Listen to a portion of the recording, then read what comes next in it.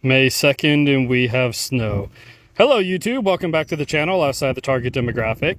Today I have a blown low beam. So we're going to go ahead and replace the light bulb inside of the Subaru Forester.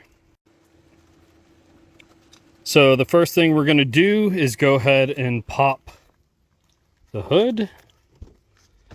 As we go in here, right here, we have our hood release.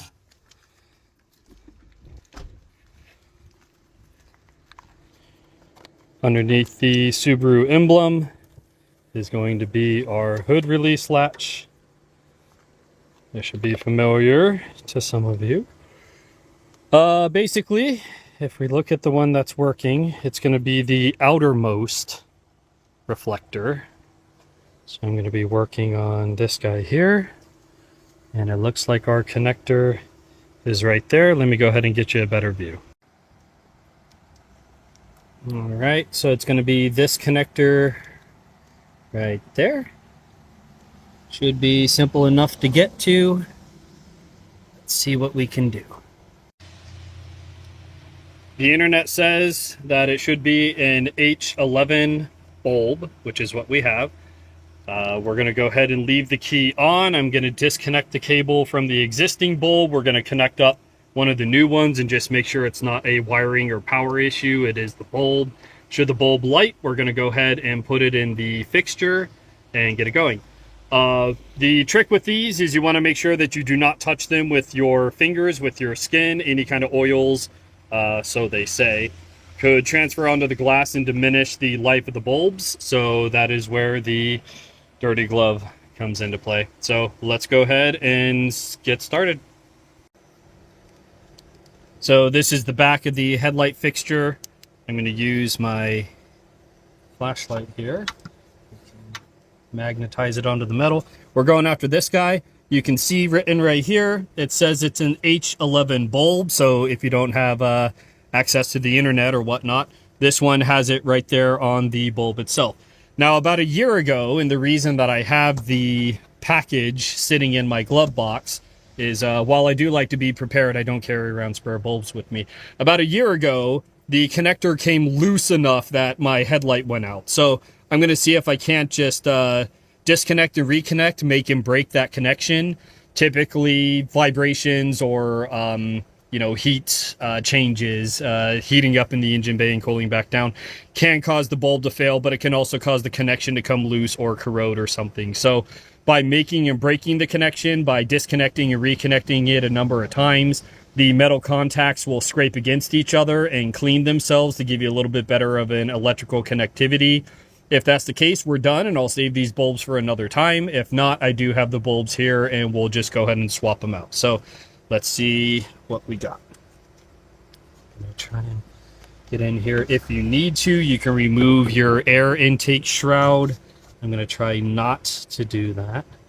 There is a connector here with a push button tab. So right here is a 3-ribbed portion. If you push that in to the connector, that will detach it. And we're going to make and break that connection a couple times. So that's 1, that's 2, 3, 4, 5. If I look back at the front, it is not working. It should be working. So it looks like the bulb is blown.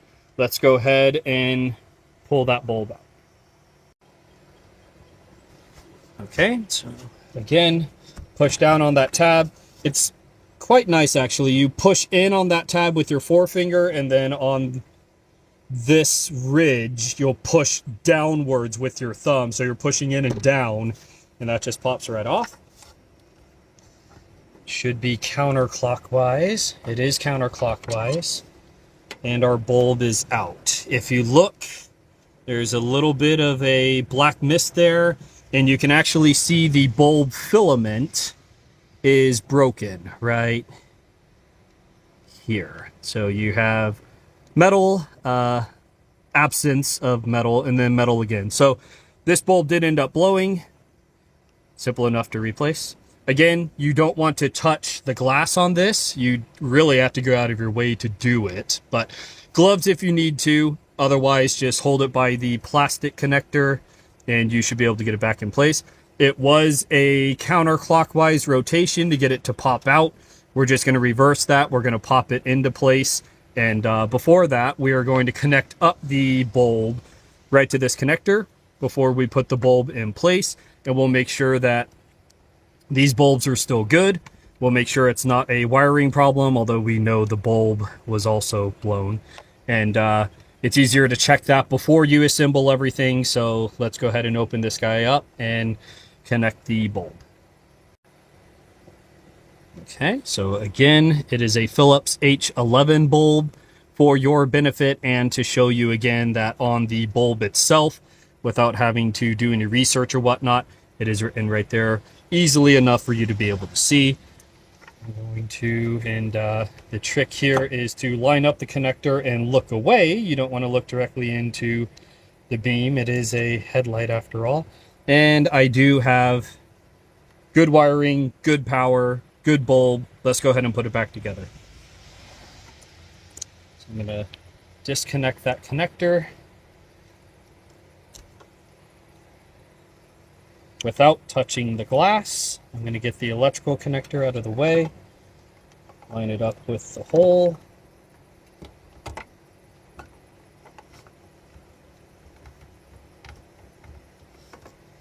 Switch hands. We start at, you can see the tabs, but basically if you point the connector at, what would that be, about 4 o'clock, 5 o'clock position, it'll go into place. Rotate it down to the 6 o'clock position, and the bulb is now physically connected. We're going to electrically connect it. Okay. You get a tactile and audible connection there. And I do now have a working headlight. So I gotta say, the more I work on this Subaru, the more impressed I am. Time for an anecdote. The wife and I, while dating, went out west. We spent 3 weeks camping out the back of her SUV. We went to Grand Tetons, Grand Canyon, the Anasazi, a bunch of places out west. And during the trip, naturally, we had a headlight bulb go out. And being that I was wooing her, I was like, oh, this will be great. We can go to an AutoZone. I could buy the $12 bulb, and we can go ahead and replace it on the side of the road. I can show her that I'm reliable and dependable, all that good stuff. Turns out, on the Chevy Equinox, which is the wife's car, you literally have to drop the bumper in order to get to it. So, long story short, we did not do that. We had a freak storm come in. And later that night, we got pulled over by the cops. We were on the highway at night. We had a single headlight, and we got pulled over, as we should have been. We were being unsafe, and I imagine we were breaking the state law. Who knows? So when he walked up to the window, he asked us, do you know why I pulled you over? And I said, I imagine it has something to do with the headlight being out. Oh, so you knew about that. I said, officer, I could do you one better if you'll permit me to reach into the center console, and I did. And I held up the opened package with the headlight bulb in it. Then I told him, according to YouTube, you have to do about 20-30 minutes of work to get to the light bulb assembly to swap it out. And that's not something that we were able to do. And he stood there for a couple seconds and said, you got to be kidding me. I mean, no, sir, this is the research I've done. You can see I purchased the bulb. It is opened. I made an attempt, and I was not able to do it on the side of the road here. So he, acknowledged that we knew what we were doing and let us go on our way. And we weren't able to replace that until we got back from our trip. So all that to say, with the engineering, the foresight of the design of the engine bay here, the headlight bulb is, as it should be, easy to replace, easy to swap. So this was a very quick video, which is great. I'm getting actively rained on, and we had snow on the 2nd of May. It's the jokes of Ohio getting 4 seasons in one day right themselves. So that's all we got for today. This is outside the target demographic. Stay safe as always, and I hope this video was helpful to those of you who needed to know. how to replace the low beam on a 4th generation Subaru Forester. I'll catch you guys in the next video.